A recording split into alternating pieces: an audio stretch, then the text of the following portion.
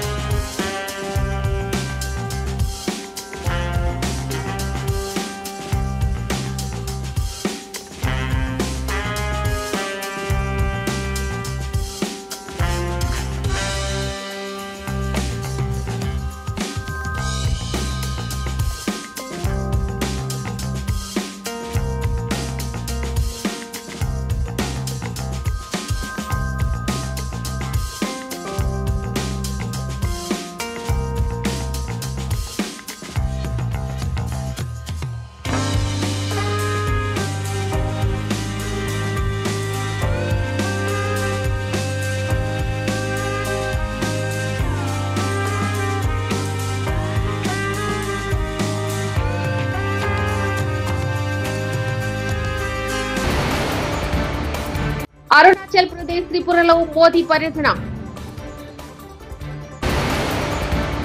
CM Revanth బరితెగించి మాట్లాడుతున్నారు. హరీష్ రావు సంచలన వ్యాఖ్యలు. శ్రీశైలం జలాశయానికి భారీగా వరద, 10 గేట్లు ఎత్తి నీటి విడుదల.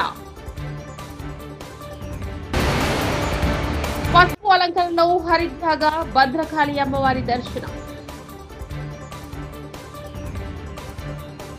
ఇవి బులెటిన్ విశేషాలు. చూస్తూనే ఉండండి ఎస్వీ న్యూస్.